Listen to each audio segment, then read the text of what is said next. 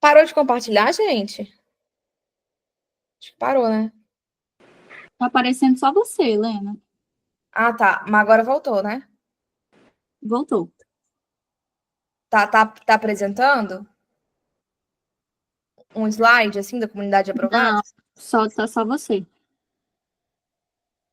Deixa eu acertar isso, então.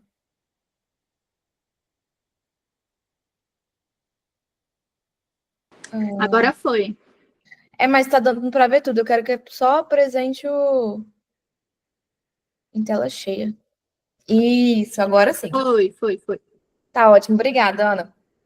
Né, como eu falava, selecionei 10 julgados, que são julgados de 2025, 2024 e alguns poucos de 2023.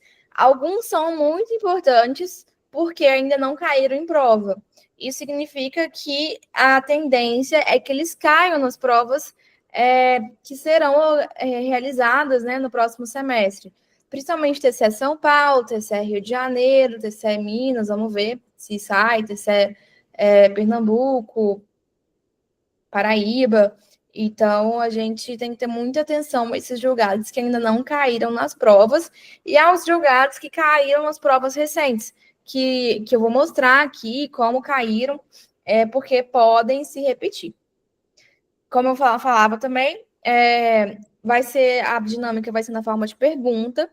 Então, vou mostrar a pergunta para vocês. E quem quiser responder a pergunta, é só ligar o microfone e falar: acho que sim, acho que não, por quê? E aí a gente vai confrontar com a resposta, tá bom? Vamos seguindo.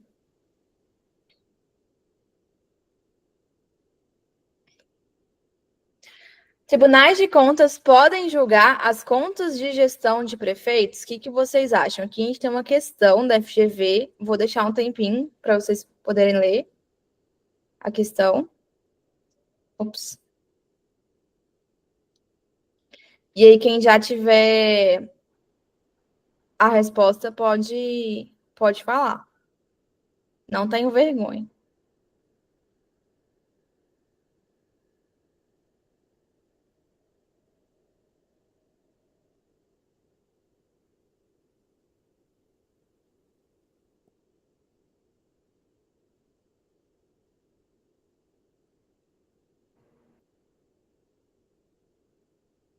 Poxa, Ana, que pena, porque eu tô sem fone aqui.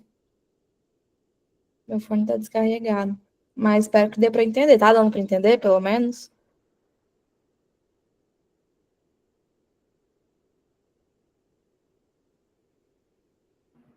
Então tá bom.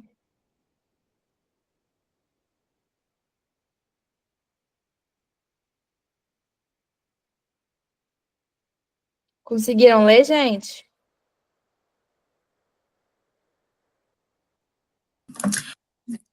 Consegui ler aqui. Eu iria de letra E. É de escola. Uhum. Alguém tem outro pensamento?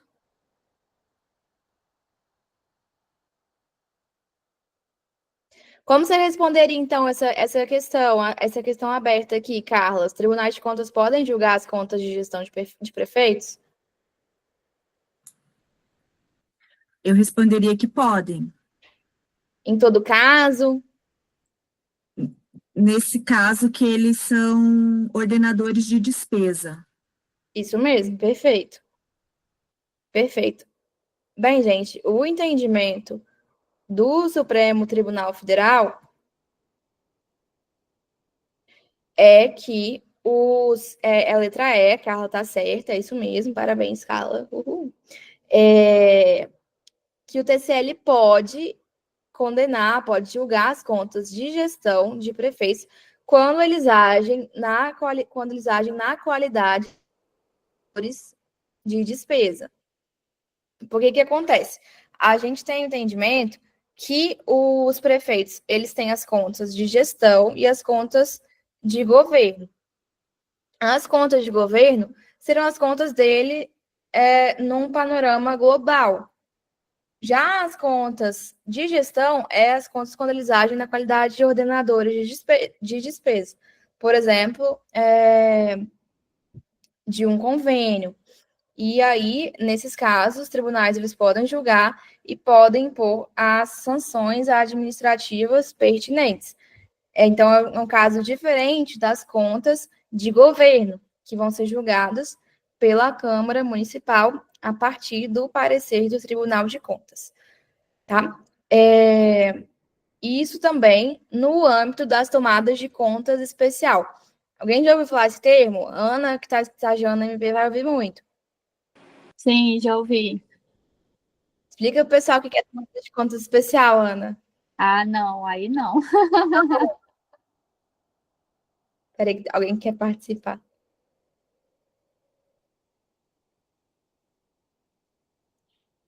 Gente, tomada de contas especial é um procedimento que ele é destinado a averiguar, ele acontece quando não houve prestação de contas ou a prestação de contas foi insuficiente, ele é destinado a apurar o eventual dano existente, apurar se houve dano, a quantificar esse dano e averiguar os responsáveis por esse dano. Então, ele é um procedimento, não vou entrar em muitos detalhes, não, mas ele é basicamente isso. Ela tem uma fase interna e uma fase externa. A fase interna é conduzida pela própria administração. Então, assim, muitas vezes o Tribunal de Contas chega e fala: olha, fulano, você não prestou contas, ou isso aqui tá me cheirando um dano erário, instaure tomada de conta especial. Eles instauram, remetem o que foi apurado ao Tribunal de Contas, e aí, se for insuficiente, né, o que foi apresentado, que muitas vezes né, a experiência prática nos mostra isso, que às vezes a administração não consegue formar a tomada de contas de uma maneira que apura, há muito corporativismo, então muitas vezes o Tribunal de Contas que tem que conduzir na fase externa, que é quando chega ao tribunal. E aí ele imputa o dano aos responsáveis, quantifica, vê responsabilização, quem é devido, quem deve, quem é responsável por quê, e julga e aplica sanções, tá, gente? Então, isso aqui é muito importante porque, como é recente, muita gente vai falar, não, o Tribunal de Contas julga tanto as contas de gestão quanto as contas de governo. E aí pode vir uma prova discursiva em que você tenha que explicar isso tudo, as características das contas de gestão, as características das contas de governo, e que, apesar do julgamento das duas ser pela Câmara Municipal, tem essa possibilidade do Tribunal de Contas julgar as contas de gestão de prefeitos e aplicar sanções. Até aqui tudo bem? Maria, quer acrescentar alguma coisa? Não, Helena, tá tudo ótimo, mas vá seguindo. Se eu quiser acrescentar, eu te falo, tá bom? Tá joia. Tá joia. Essa é a minha primeira aula teórica, assim, tá, gente? Então vocês vão me perdoando. Que eu já fiz muita aula, assim, bate-papo, de mostrar, né, técnicas de estudo, agora de conteúdo mesmo. Essa é a minha primeira. Vamos lá, próxima questão. A Câmara de Vereadores pode julgar as contas de prefeito sem o parecer do Tribunal de Contas? O que vocês acham?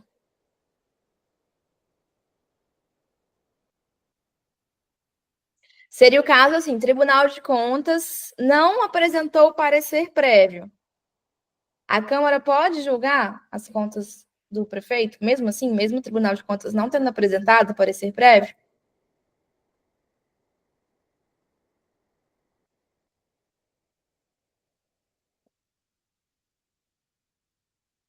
Ana, o que você acha? Carla falou, acho que sim. Eu confesso que eu fiquei na dúvida agora, porque como o Tribunal de Contas tem um parecer opinativo, né, e define mesmo lá na Câmara de Vereadores, literalmente o corpo técnico emitindo um parecer opinativo que pode ser acompanhado ou não, eu confesso que eu fiquei na dúvida agora. Mas eu diria que não. Ana, quando eu vi esse julgado, eu também diria que não. Por quê? Porque o STF já se manifestou em algumas oportunidades dizendo que o parecer do Tribunal de Contas ele é uma peça opinativa de caráter vinculante. E disse, salvo engano, disse que era obrigatório também. Mas o STF ele revisitou esse entendimento e ele entendeu que no caso de tem lá na Constituição que o prazo para o Tribunal de Contas dar o parecer prévio das contas do Executivo é de 60 dias. E aí o STF entendeu que quando é. Ai, gente, estou falando a resposta, eu nem mostrei a pergunta. Ah, não, mas esse caso não caiu em prova ainda, tá? Então, não caiu em prova ainda. Então, esse aqui é um julgado muito quente que pode vir nas próximas provas. Então, exatamente. O STF entendeu que quando o Tribunal de Contas ele fica inerte, a Câmara de Vereadores pode sim julgar as contas do prefeito. Agora, o contrário não é verdadeiro. E aí, esse já é um entendimento consolidado que não é possível haver o julgamento ficto das contas. Por exemplo, uma situação que o Tribunal de Contas deu parecer prévio, mas a Câmara de Vereadores sentou em cima do processo, não apreciou. Nesse caso, sem o julgamento da Câmara de Vereadores, é obrigatório. Eles que têm a palavra final.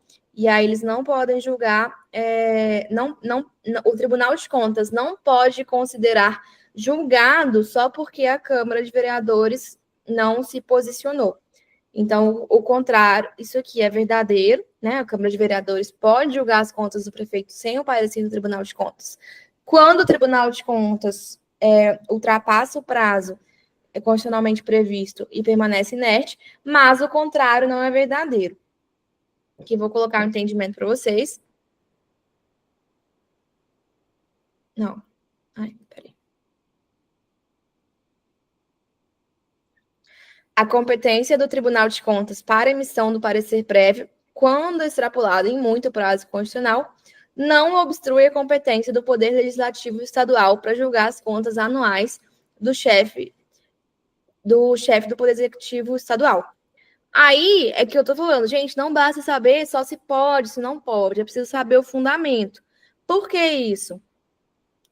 Porque o Tribunal de Contas não pode impedir o exercício de uma atribuição própria do Poder Legislativo Estadual. Isso significaria, de alguma maneira, diminuir o Poder Legislativo, além de submetê-lo ao órgão, no caso, ao Tribunal de Contas, que tem uma função meramente auxiliar. A gente tem que sempre lembrar, por mais que os tribunais de contas sejam órgãos assim essenciais ao funcionamento da República, o Constituinte o classificou como auxiliar ao Poder Legislativo, tá? Então, permitir que o não julgamento, que a não apreciação pelo Tribunal de Contas impeça o julgamento das contas anuais pelo Legislativo, impediria que o Poder Legislativo pudesse fazer um controle parlamentar direto, e isso desequilibraria o sistema de freios e contrapesos. De acordo com a STF, transgrediria a separação de poderes. Não, do estadual também, Ana. A mesma lógica se aplica.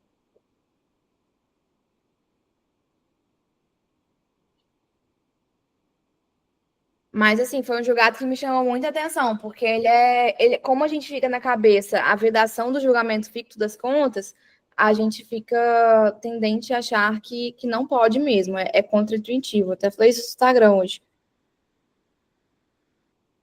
Vamos passar para o próximo, então. Alguém já conhecia esses julgados? Sim, eu descobri ele semana passada. Eu acho que o pessoal compartilhou, né? O pessoal da minha coordenadoria compartilharam. É um julgado de fato bem polêmico, né? Uhum.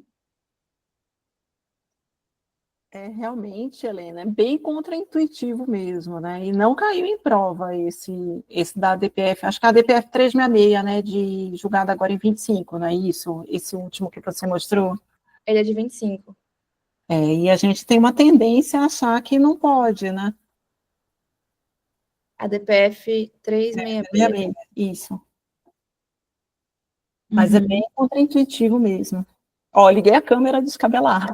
Vejo descabelado. Não tem problema, não. Arrasou. Tá bom. Vou desligar aqui. A Assembleia Legislativa pode julgar conselheiros do Tribunal de Contas?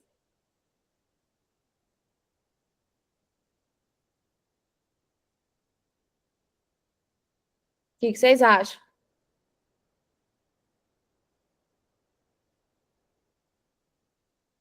Acho que não.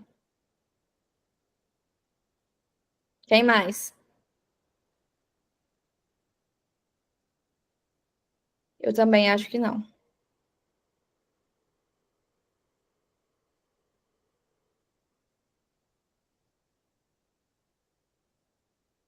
Isso aí, gente, vocês têm razão.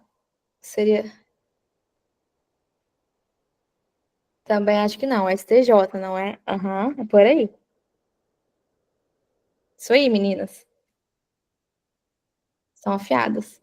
Ó, o entendimento é esse aqui. Havia uma norma da Constituição Estadual do Estado do Rio de Janeiro, aqui a gente vê pela origem, que previa que a Assembleia Legislativa poderia julgar conselheiros do Tribunal de Contas e imputar a sanção de perda do cargo. Esse debate chegou ao STF e o STF disse que esses dispositivos que permitiam essas situações eram inconstitucionais.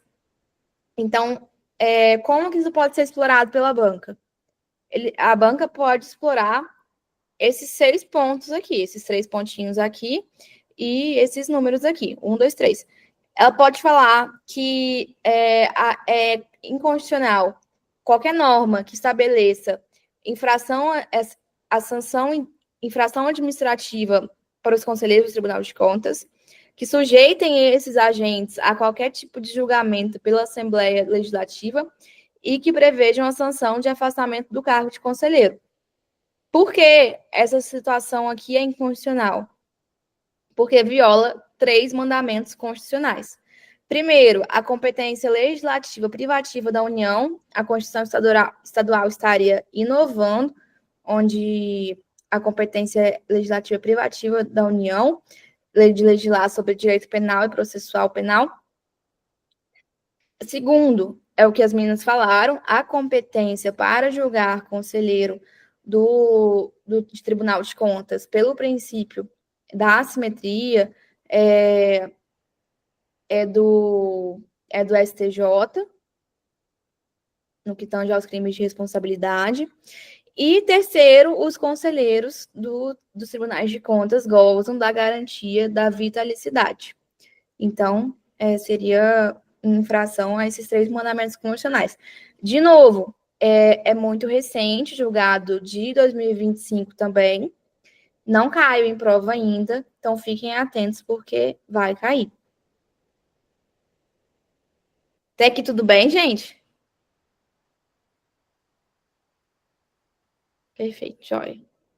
Se alguém tiver qualquer dúvida, pode me interromper, pode ligar o microfone, tranquilo.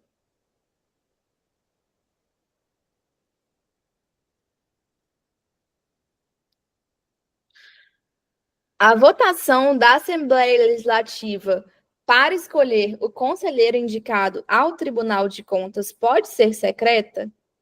É possível estipular um prazo para que o governador nomeie os indicados?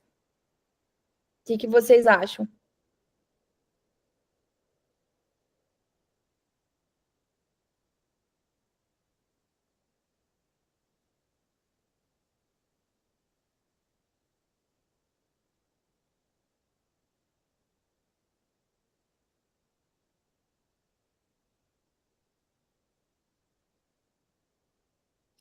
Maria disse que Não pode ser secreta. Diria que não pode ser secreta. Eu digo que pode ser secreta, mas não pode estipular o prazo. Ah, não, a Ana que falou que não pode ser secreta. Mais alguém tem alguma opinião? Acho que não pode ser secreta e não tem prazo para o governador. Vamos ver.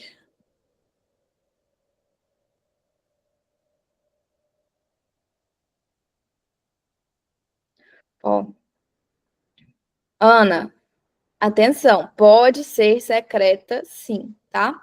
Inclusive, o STF também se manifestou no caso do Espírito Santo, salvo engano. Mas esse aqui não é do Espírito Santo, não, é do Sergipe.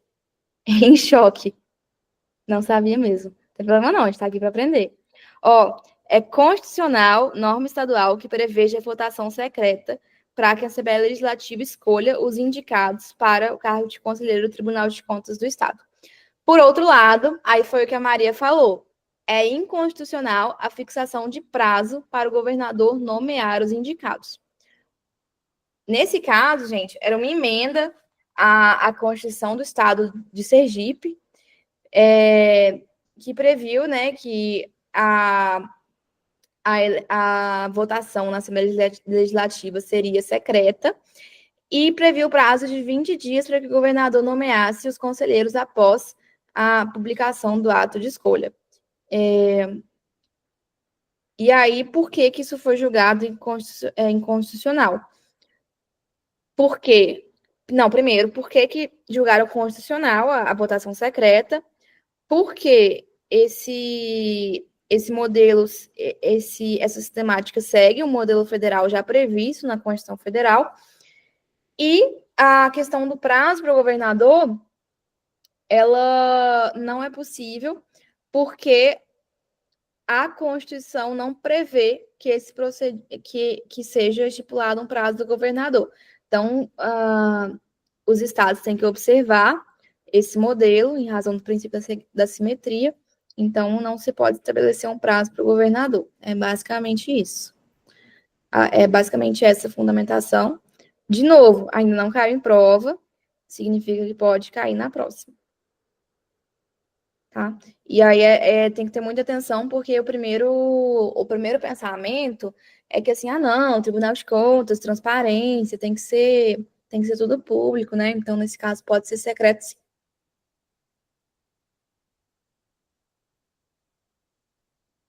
Você pensou assim, né, Ana? Aham, foi meu primeiro pensamento. Não, poxa, transparência, como assim? Vai ser secreto. Ai, que vergonha. Muita coisa contra-intuitiva, foi o que eu falei. Essa aqui também é muito interessante. Ana, para você que está no Ministério Público de Contas, Carol, também que já está na prática, pensa assim, foi movida uma representação com um pedido para que cautelarmente se suspendesse uma licitação.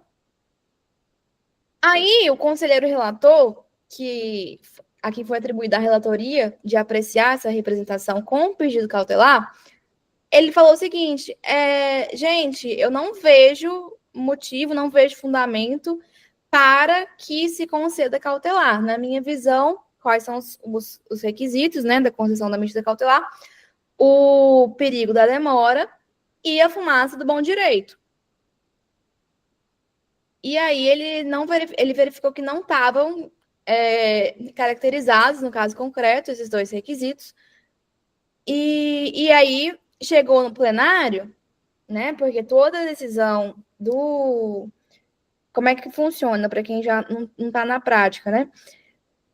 O relator, ele apresenta uma proposta de voto, um relatório de voto, e aí ele apresenta ao colegiado, ao plenário, quer dizer, à primeira Câmara ou segunda Câmara, ou ao plenário, em alguns casos, que são estabelecidos no regimento interno, e apresenta para os outros conselheiros. Vocês concordam com a proposta de voto?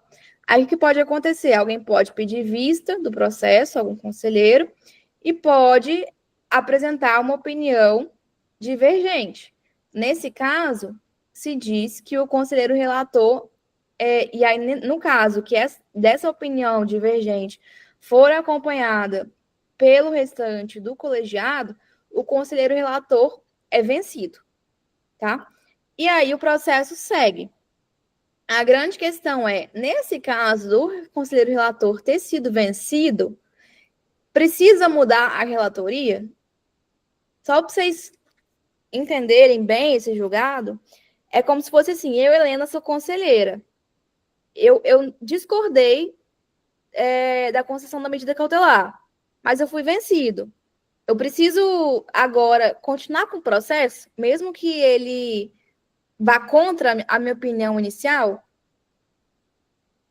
Luciano falou que não precisa, Ana falou que não precisa também. Mais alguém?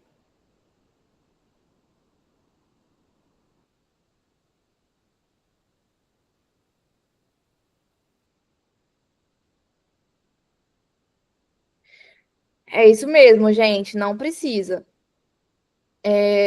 Mas vejam bem, qual foi o entendimento do STF? Não há necessidade de redistribuição do feito nos casos em que o relator seja vencido em decisão colegiada de natureza interlocutória, quando inexistente previsão específica.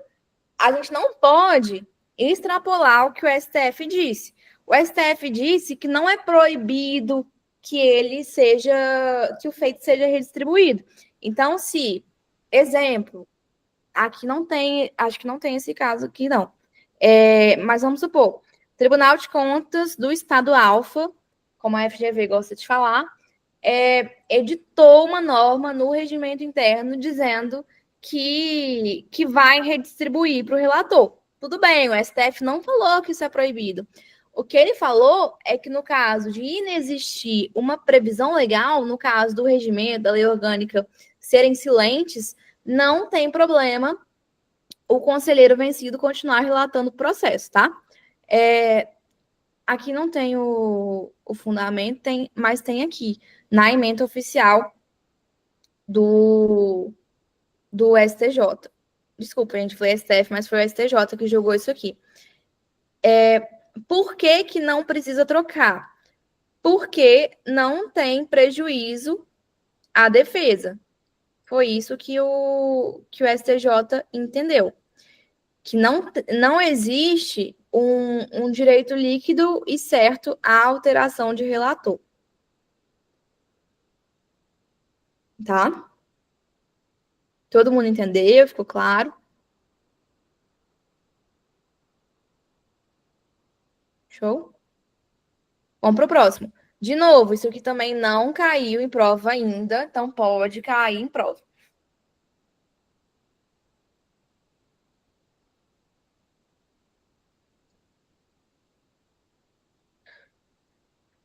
Ana, essa é para você. O Ministério Público de Contas tem autonomia administrativa e orçamentária? Independência funcional, ele tem?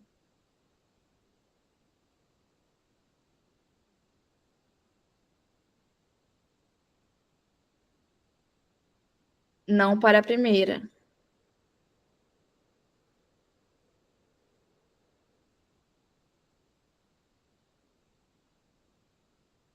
Mais alguém?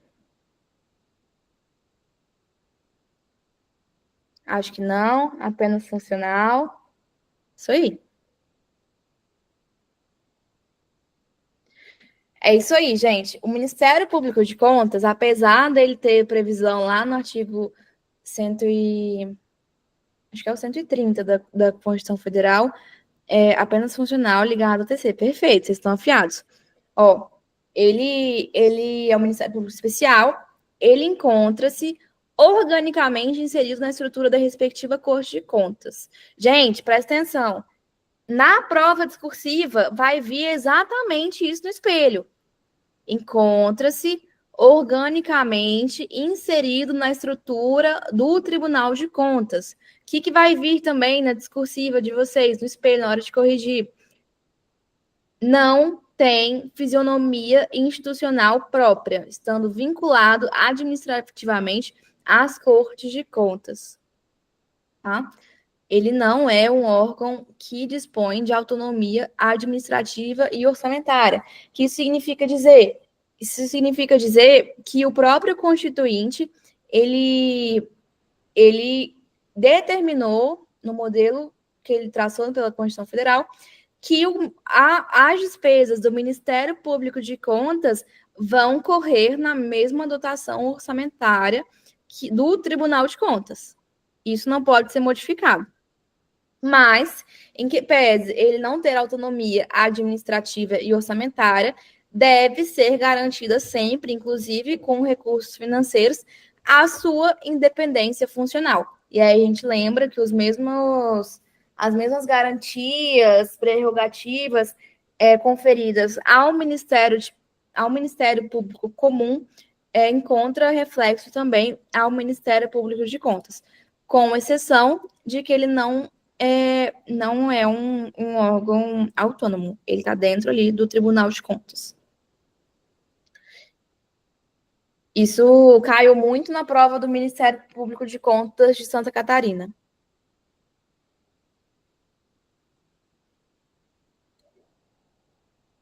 Tudo certo, gente? Conseguiram entender? Show.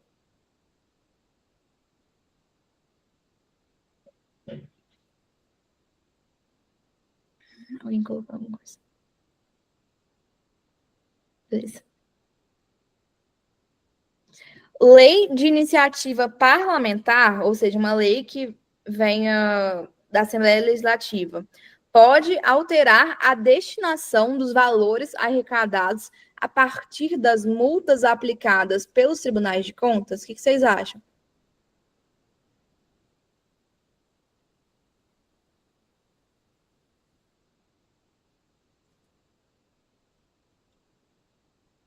O Luciano falou que sim. Luciano, você quer tentar explicar o porquê?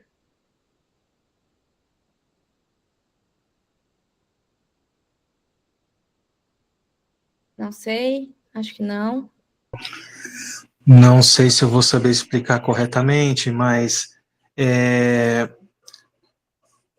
o valor arrecadado, ele é destinado, no caso, se for uma autuação no município, é destinado ao município. Se for no Estado, é destinado ao Estado. Então, a Assembleia, ela pode... eu vi um caso onde ela passou para um determinado fundo, se eu não me engano, de educação, algo assim. Então, não necessariamente ele iria para ficar sobre a tutela do Tribunal de Contas, mas sim em algum órgão ou instituto pertencente ao município. Falei enrolado, mas não sei se vocês... Mas falou certo, parabéns. Vou dar palminha pro Luciano aqui, gente. É isso mesmo, Luciano, você explicou certinho. Ó, vamos ver o julgado.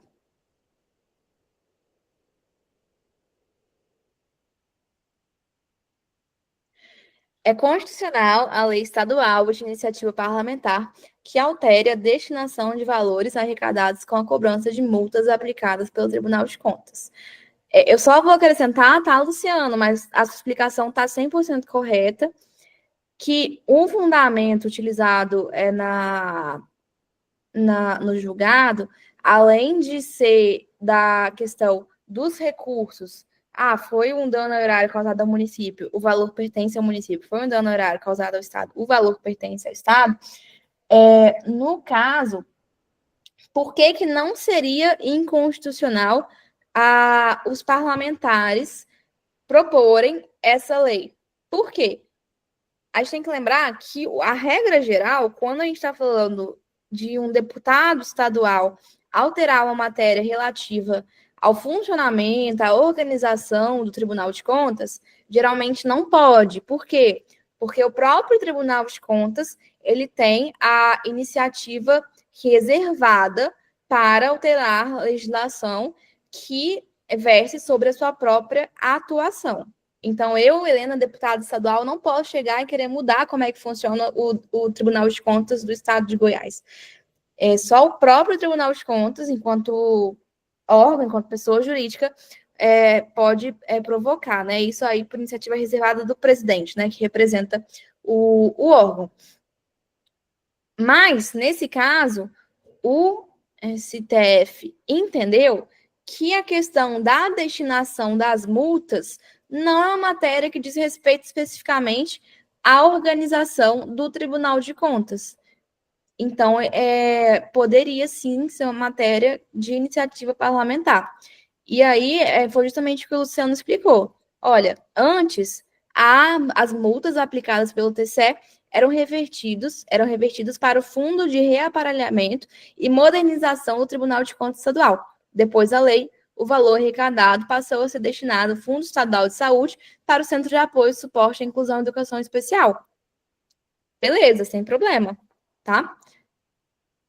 Ó, os valores arrecadados pertencem ao ente público prejudicado ou ao ente mantenedor do tribunal, como Estado ou município, dependendo da situação. Sim, a lei que define a destinação dessas receitas não trata sobre a organização e funcionamento do TCE. Então, Luciano, certinho, é isso aí, você está super atualizado. Carla colocou aqui, bem interessante, tenho que ler mais informativos do STF. Carla, principalmente se você for fazer Tribunal de Contas, acho que é o seu caso, é muito interessante sempre que você tiver um pós-edital, um pouco antes da prova, você ir no Dizer o Direito, é um recurso que eu recomendo bastante, e filtrar ali tribunais de contas para ver os entendimentos mais recentes. Tanto em questão de Tribunal de Contas, né, que entra ali dentro de direito constitucional, na parte de fiscalização, logo depois do Poder Legislativo, mas também de outras matérias importantes, como o direito administrativo e direito constitucional como um todo. Então, eu recomendo. Lá na comunidade tem uma aula específica sobre como usar o Dizer o Direito. Então, se você tiver dúvida de como usar, se vale a pena mesmo, pode ir lá. Lá nessa aula eu também falo sobre outras ferramentas, um pouquinho sobre como mexer no site do STF e do STJ. Então, eu recomendaria que você desse uma olhadinha nisso. Tudo bem até aqui, gente?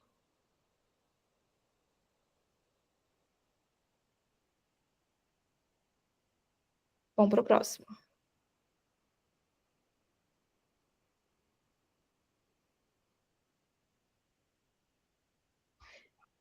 Quem é a parte legítima para executar o crédito oriundo das multas aplicadas pelos tribunais de contas?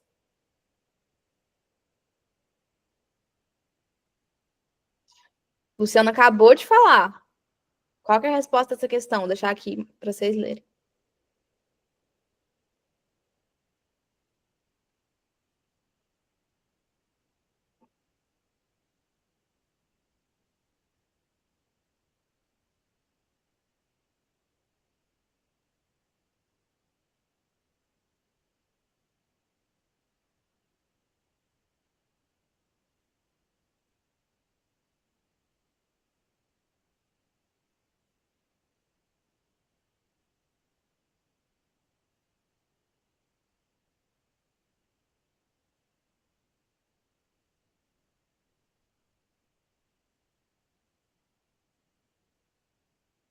Conseguiram ler?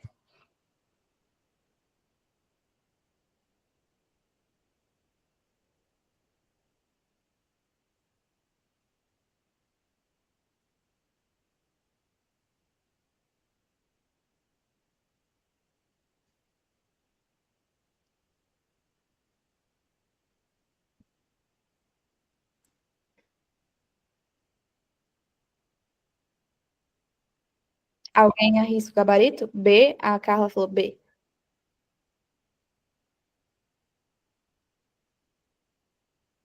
Mais alguém?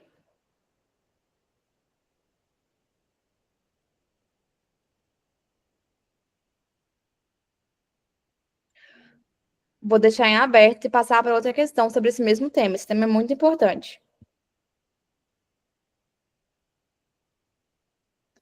Ó, concurso do TCE Piauí e o concurso do TCE Roraima.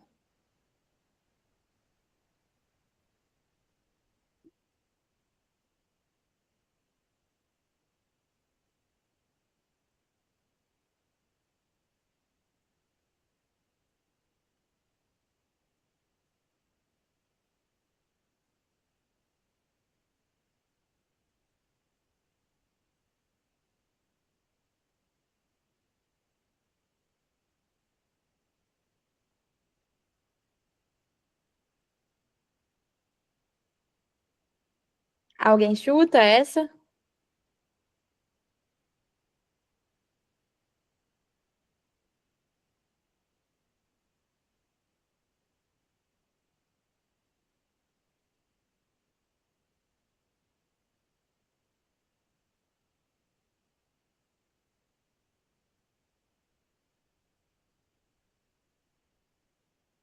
Marcos, o que você acha?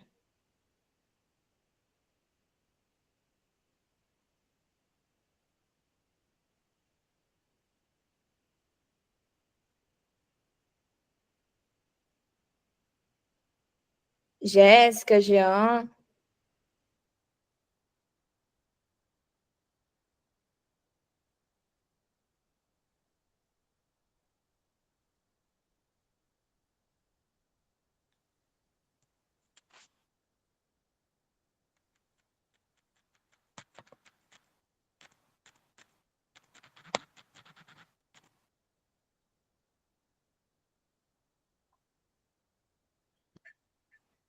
De cada ente, procuradoria. Mas no caso seria qual letra, então, você marcaria? Nessa aqui. Nossa, eu nem li. Oi? Eu nem li a questão, só li o título ali. Não tem problema não.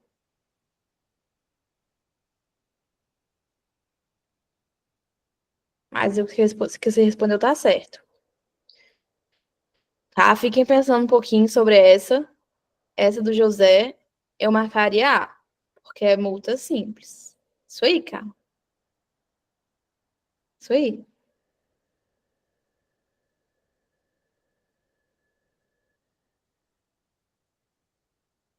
E essa aqui de procurador de contas. Aí eu vou pedir para Carla responder de novo.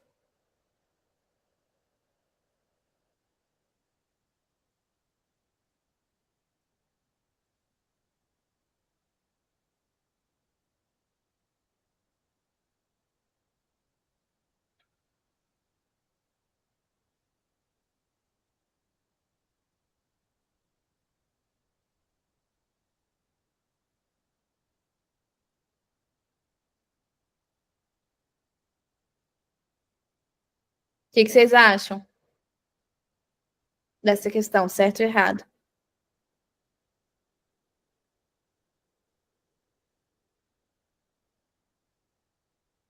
É seria de errado.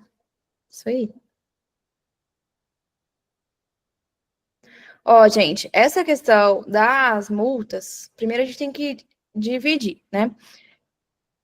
O que acontece? Quando uma decisão no Tribunal de Contas verifica que houve dano ao erário, a não ser que haja alguma excludente de culpabilidade, alguma coisa que aconteceu que isente aquele responsável da culpa pelo dano ao erário que foi causado,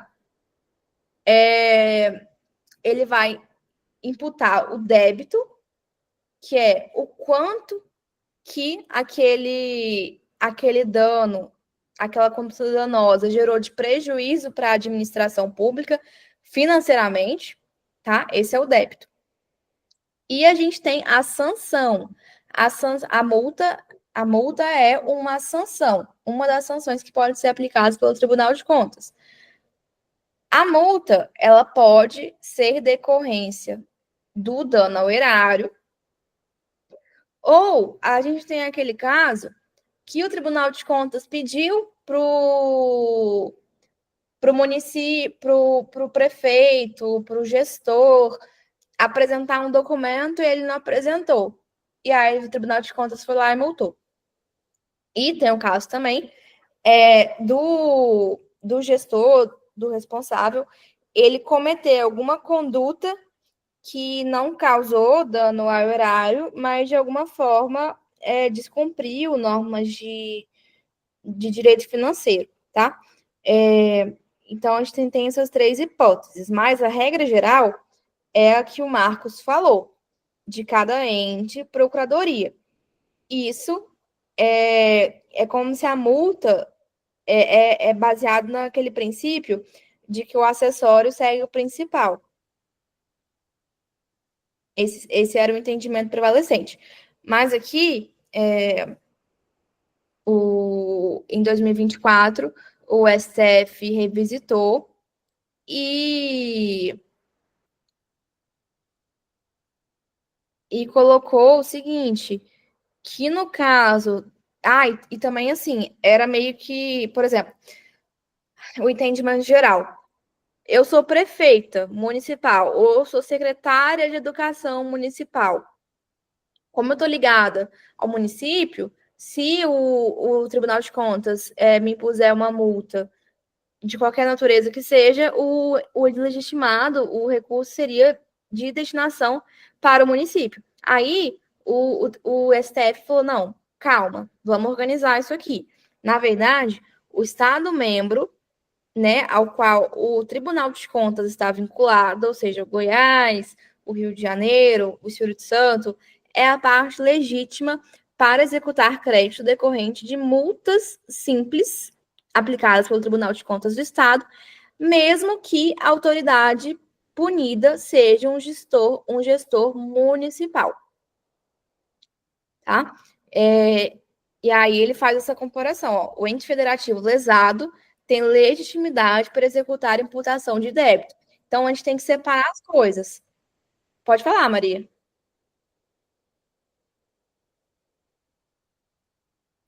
Opa, conclua a sua explicação, Helena, está muito boa. Eu queria depois só complementar uma coisinha aqui, tá bom? Sobre a primeira questão do TCE de Roraima. Eu vou pedir para você voltar nela. Tá bom? Uhum. Pode ser? É só uma coisinha. Uhum. Então, assim, gente, quando for imputação de débito, é sempre pensando que o dinheiro tem que retornar para quem foi lesado. Estado, Estado, município, município. Agora, quando for uma multa simples aplicada, seja porque uma inobservância de normas de direito financeiro ou porque ele não colaborou com o processo perante o Tribunal de Contas, vai competir ao Estado-membro do Tribunal de Contas. Então, o Estado, né? Unidade federativa. É isso. Deixa eu voltar aqui rapidinho. Então, assim, a prova pode vir. Muito cuidado, tanto assim em questão objetiva quanto prova discursiva. Tem que falar. Tá. E aí uma terceira hipótese aqui. Então, a gente tem duas, que vai ser do Estado-membro, que é o descumprimento de normas de direito financeiro e multas simples e descumprimento dos deveres de colaboração, né? E a terceira hipótese, que ela é diferente, que é o seguinte: eu causei um dano ao erário ao meu município. Eu sou secretária de educação, exemplo. Aí eu empreendi uma conduta que causou dano, e por essa conduta que causou dano, o Tribunal de Contas está me multando. Nesse caso, o acessório, que é a multa, segue o principal, que é o dano, tá? E aí o legitimado vai ser o município. Aqui, Maria. Opa, vou até ligar a câmera aqui. Essa questão, quando ela ocorreu, várias pessoas vieram trazer essa questão para tirar dúvida comigo, tá? E essa questão, ela tem uma coisa muito interessante, porque ela não só traz a competência para a execução da multa, como ela traz também dois temas de repercussão geral do STF, que é o tema 897 e o 899, que é sobre prescritibilidade das decisões dos tribunais de contas. O tema 899, ele diz que as decisões dos tribunais de contas fundadas nos títulos executivos são todas prescritíveis, certo? São todas prescritíveis, quer seja de débito, quer seja de multa. E muita gente faz uma analogia errada com o artigo 37, parágrafo 6º da Constituição, que diz que é imprescritível o ato doloso de improbidade administrativa, né? Mas esse é o tema 897. O 899 diz que é prescritível, são prescritíveis as multas e os débitos de tribunais de contas, e o 897 diz que é imprescritível o ato doloso de improbidade administrativa. Só que esse daí, ele não é julgado pelo Tribunal de Contas, ele é julgado na justiça comum, cível, né, em ações de improbidades propostas pelo Ministério Público e etc. Tá? Essa contribuição. Gabarito, essa questão é a letra E, tá, gente? Não é isso? É isso, né? Isso mesmo. Ai, perdi a apresentação aqui. Peraí. Pronto, era isso só. Arrasou. Só uma pequena contribuição aqui, porque traz mais coisa aí, entendeu? Exatamente. Eu realmente esqueci de falar isso, mas é um outro tema. Eu não trouxe o tema da prescrição aqui, porque eu ainda tenho que estudar um pouco melhor sobre ele. Eu não tenho tanto domínio, tanta desenvoltura para falar. Mas é que ele é antigo. Aí eu, né? Uhum. Mas é isso aí, gente. Mas Obrigada. é isso, né? Tá bom? É Tá joia. pesado mesmo. É, verdade. Mas é uma questão muito boa para revisão. Eu aconselho todo mundo a olhar essa questão aí.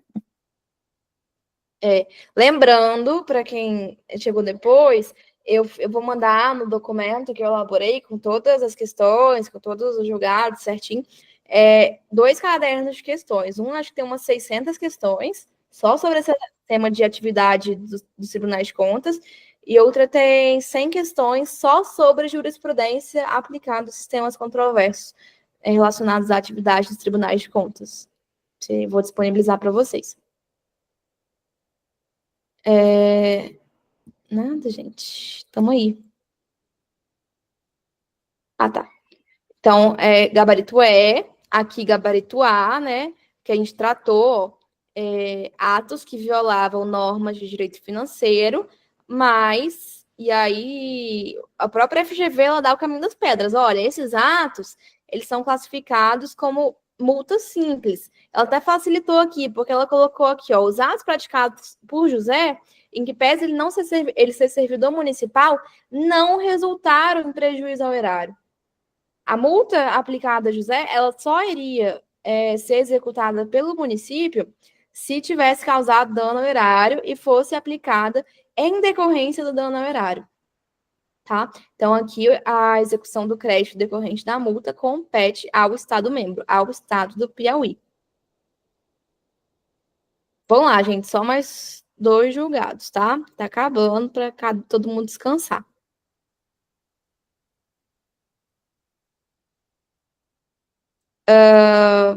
É possível que os conselheiros sejam reeleitos mais de uma vez para ocupar cargos de direção perante o TCE? O que vocês acham?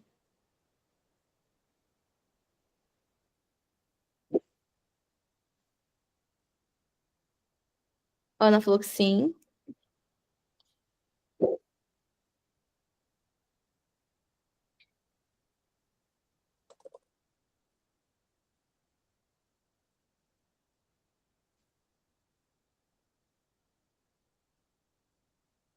Carla falou que sim.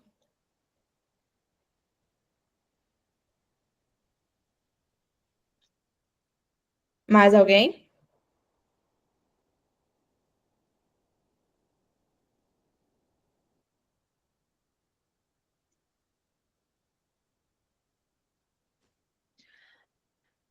Vocês iriam em que letra, então, meninas? Vocês responderam que sim.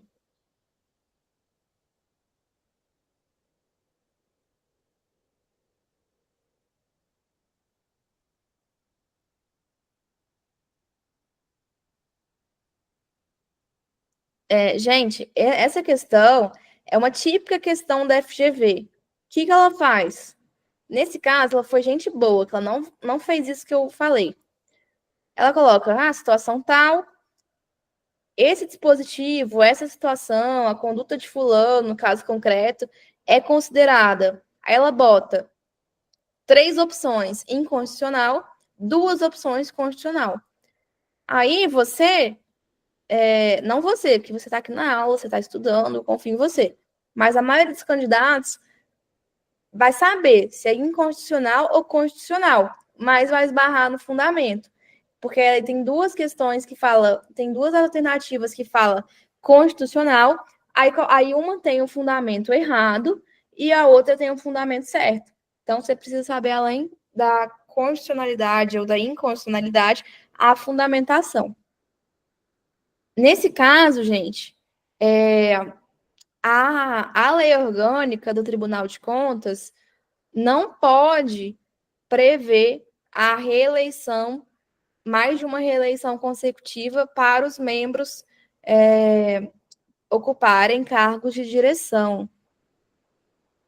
Nesse caso, o gabarito dessa questão é a letra B, tá? Aí a gente ficaria em dúvida entre a... Não. Essa fundamentação que ele colocou na letra C, ó, se a mesma regra estiver estabelecida para os desembargadores dirigentes do Tribunal de Justiça do Estado Alfa, é para confundir, porque existe uma certa equiparação aos desembargadores. Mas ela foi colocada para confundir mesmo. Vamos ver a fundamentação desse julgado aqui. Ó. A ementa, ela tá mais interessante, a ementa oficial.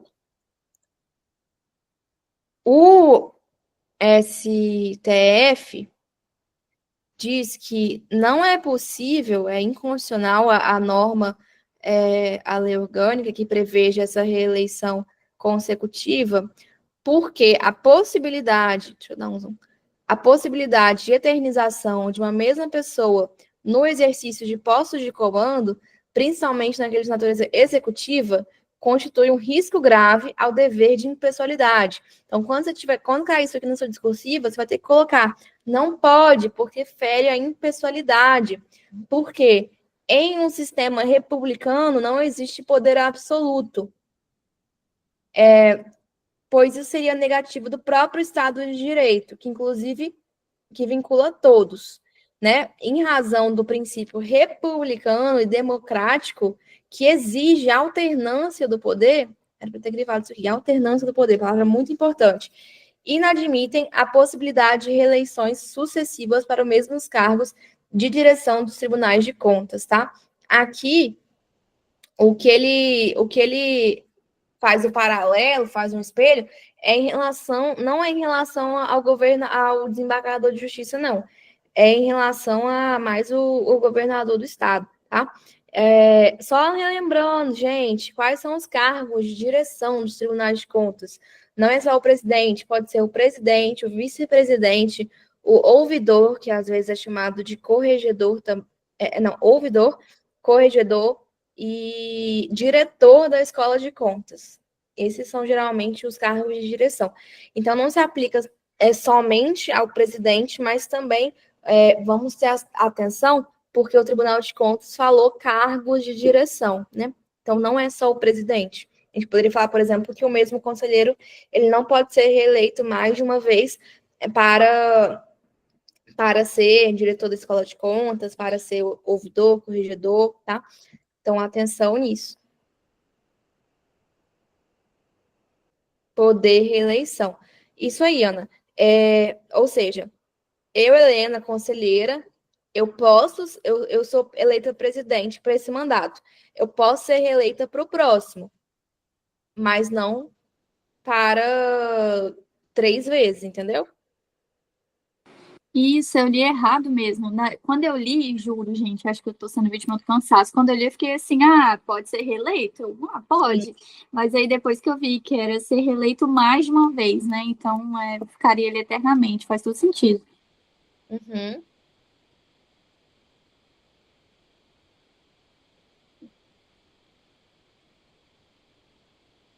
E agora vamos para o último. Gente, eu me deparei com essa questão na prova da magistratura, prova para juiz substituto do Tribunal de Justiça do Estado do Espírito Santo. Vou deixar aí um pouquinho para vocês lerem, e aí quem for encontrando o gabarito, pode falar ou colocar aqui no chat.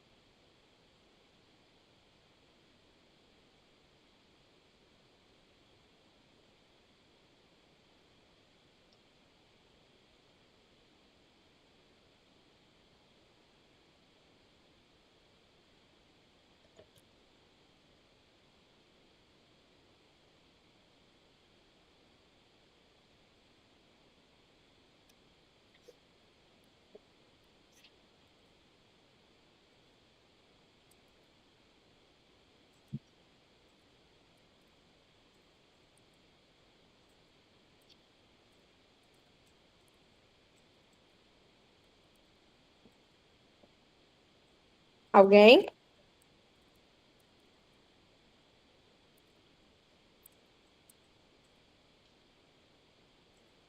Obrigada, Marcos. Fico feliz.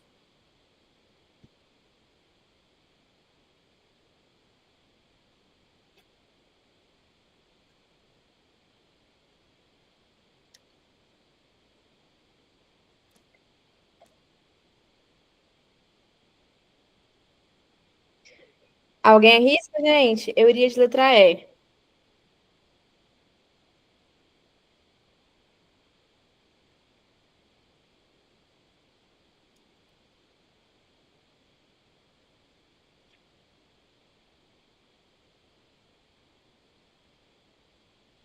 Eu iria de C, inconstitucional.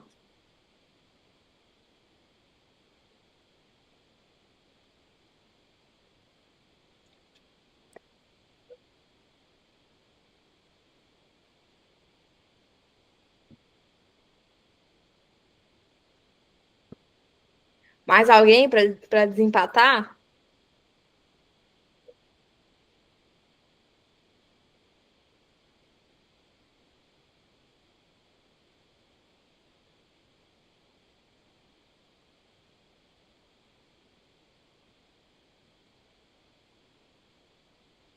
Eu também acho, Marcos. As alternativas são muito bem construídas.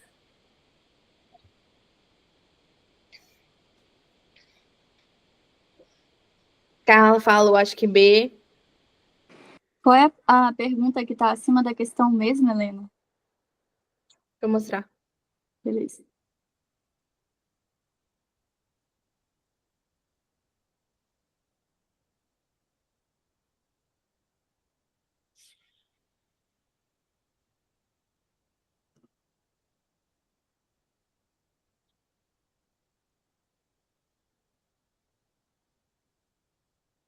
Vou mostrar a resposta, hein, gente?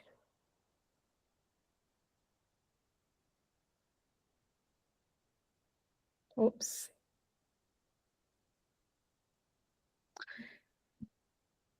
É inconstitucional a norma que preveja que os auditores dos tribunais de contas emitam pareceres opinativos. Quando a gente lê esse julgado aqui, essa assertiva, norma que preveja que os auditores dos tribunais de contas emitam pareceres opinativos, a gente tem que lembrar que quando o STF fala auditores, ele está remetendo ao auditor que é previsto na Constituição Federal, que ainda é chamado muitas vezes, em muitos tribunais de contas, de auditor substituto de conselheiro, tá? Tanto que às vezes eu falo assim, passei para auditor e tal, aí a pessoa que às vezes não tem uma vivência, tribunal de contas, nunca ouviu falar e tal, eu falo, mas para auditor não tem que ter 35 anos, como é que você fez para... Como é que você passou para auditora? Você, né, falta mais de 10 anos ainda para você chegar aos 35, e então as pessoas se confundem, tá?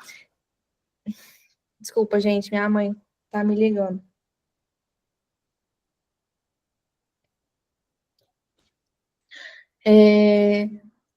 Então, esses auditores substitutos de conselheiros, eles ocupam a carreira que é chamada de magistratura de contas.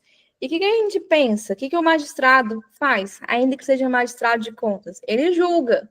Ele não chega e fala, minha opinião é essa aqui, é só o que eu penso. Ele julga, sim, sim, não, não. Entendem?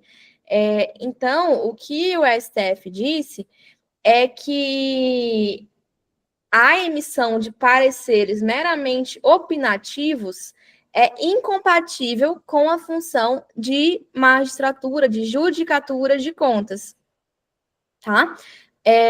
Mas ele disse outra coisa, tá? Que é muito importante, ó.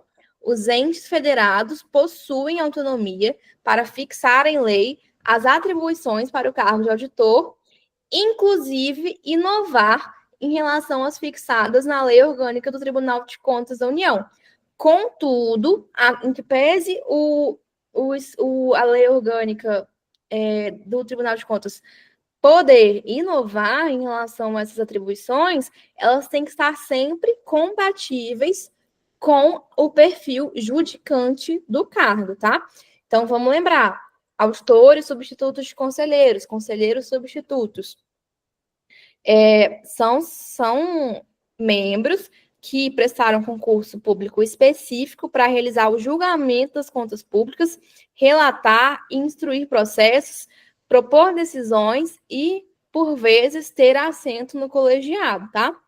Quem dá o parecer opinativo é o Ministério Público de Contas, é o auditor de controle externo, é o que eu faço. Por exemplo, um recurso chega para mim, eu dou a minha opinião a respeito daquele recurso. Quem vai julgar é o conselheiro. E antes dos conselheiros julgarem no colegiado, ele passa muitas vezes pelo Ministério Público de Contas e pelo conselheiro substituto, ou conselheira substituta, tá? Esse foi o cargo para o qual a Maria foi aprovada 4 vezes, tá, gente? Somente. Um concurso muito top. Conseguiram entender certinho?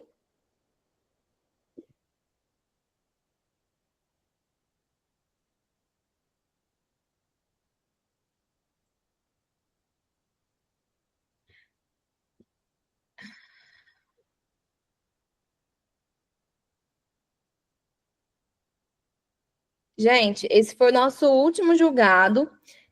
Eu espero que vocês tenham gostado da aula de hoje. Eu estou à disposição para tirar dúvidas, se alguém quiser falar alguma coisa, tá? Estou super à disposição mesmo, tanto agora quanto amanhã. Eu queria pedir, quem puder ligar a câmera para a gente tirar uma foto, para eu fazer o registro.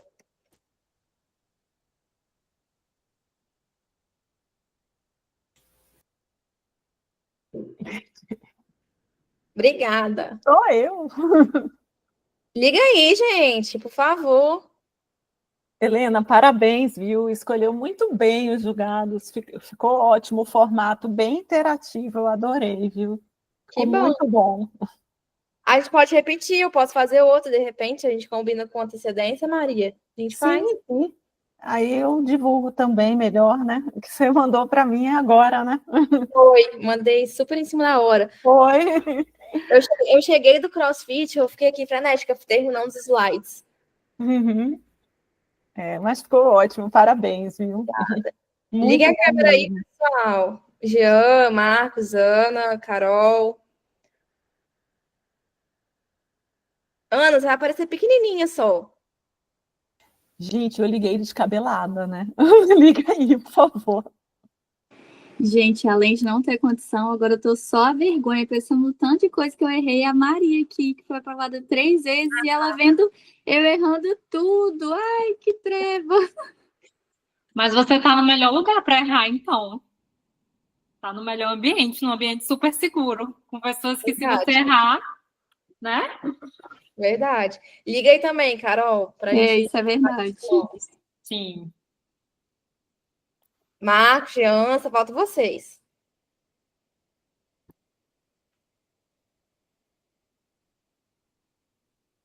Muito obrigada. Vou tirar, hein, gente? Olha o sorriso. Ai, peraí que agora tá a mensagem já aqui. Isso.